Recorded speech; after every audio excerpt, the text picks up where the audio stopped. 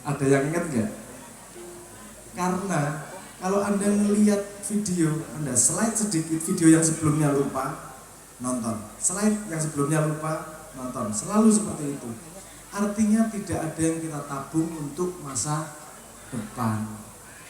Kita hanya menghabiskan waktu tanpa nabung untuk masa depan. Untuk teman-teman muda, ingat itu. Waktu itu hal yang sangat berharga.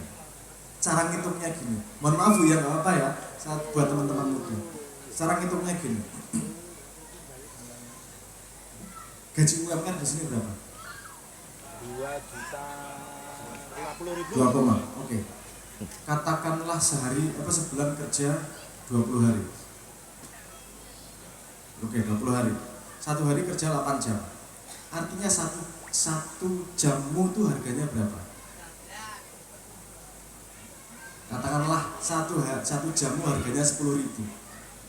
Pertanyaannya gini, 10.000 itu mau kamu buang sia-sia atau kamu manfaatkan benar-benar?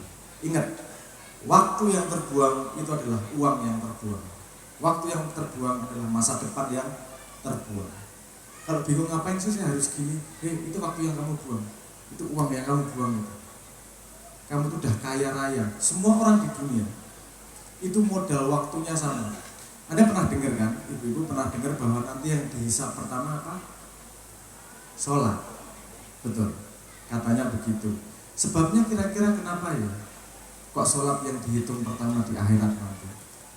Sepemahaman saya, mungkin salah, tapi sepemahaman saya, karena modalnya untuk semua orang sama. Modalnya sholat apa? Kalau modal zakat itu uang.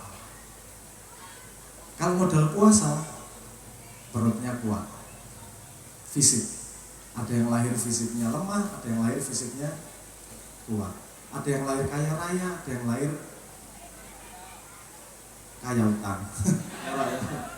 Misalnya minus, lahir minus ada gitu. Tapi kalau sholat modalnya waktu. Semua orang di dunia itu modal waktunya sama atau tidak?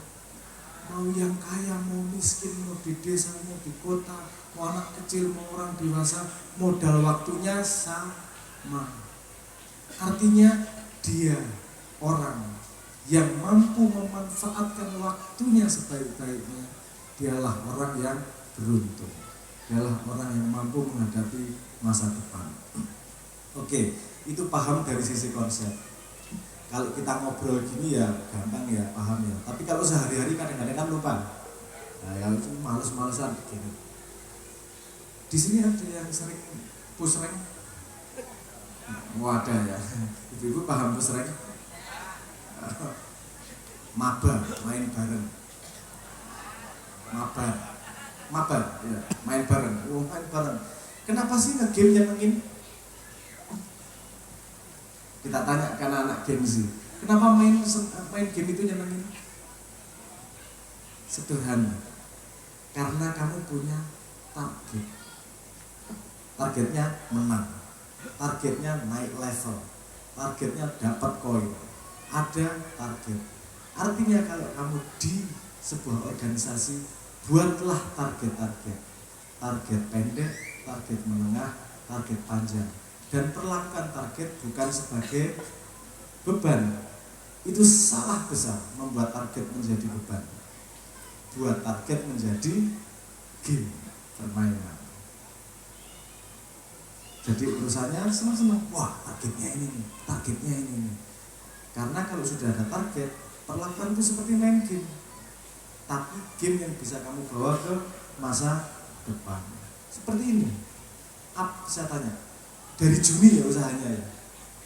Semua capeknya ketika acaranya jadinya kayak gini, apakah ingat capeknya? Enggak ingat. Yang ingat bahagianya, suksesnya. Itu harga dari menang main game target itu. Mari kita isi target-target dalam hidup. Nah, tapi dalam menjalankan target itu, mari kita ingat pesan nenek moyang kita. Hidup itu harus eling lan waspada.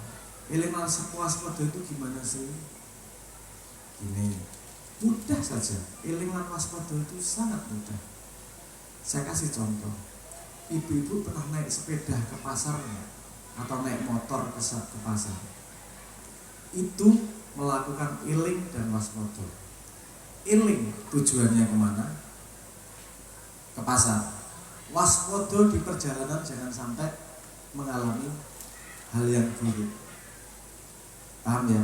Waspada itu perjalanannya melakukan waspada terhadap bahaya-bahaya, tapi selalu diingat tujuannya di mana, di pasar itu tadi.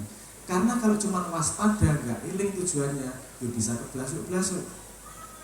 Kalau cuma iling tujuannya tapi nggak waspada di jalan, ya bisa kecelakaan, kan gitu.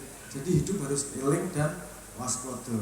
Jadi tadi itu ketika di organisasi, waspada itu apa sih?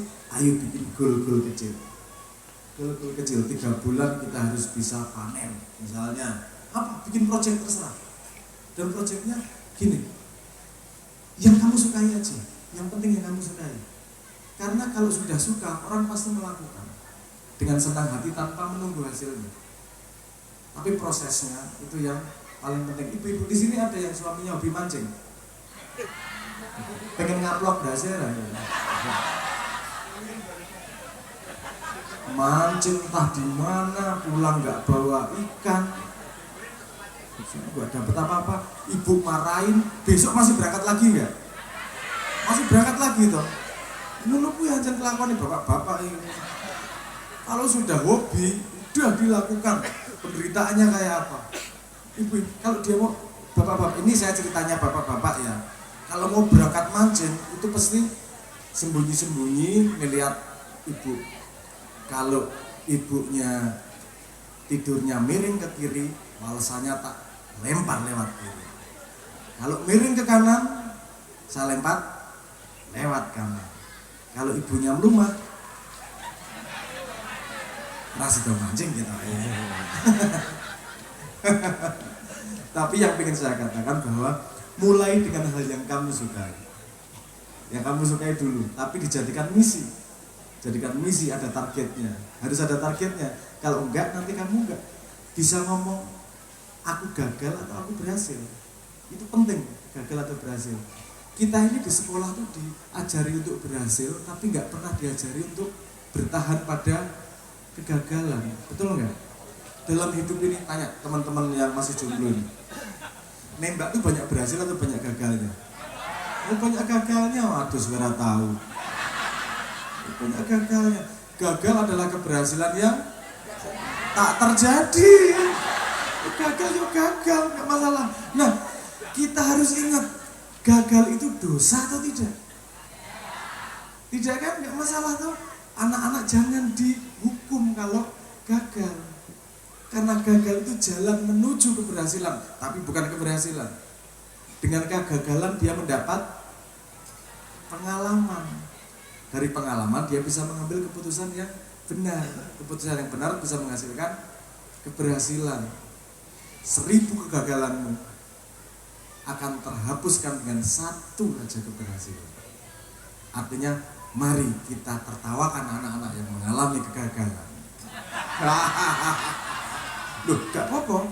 Loh, itu proses. Saya kalau anak saya dulu masih kecil gagal jalan, jatuh-jatuh, ya saya tertawakan. Bukan kejam, tapi saya pengen menunjukkan kepada si anak bahwa kamu tidak hina. Gagal itu gak apa-apa. Yuk kita tertawakan bersama-sama kegagalan. Oh gagal, ada gagal. Oh gagal bayar utang kok, gagal bayar cicilan.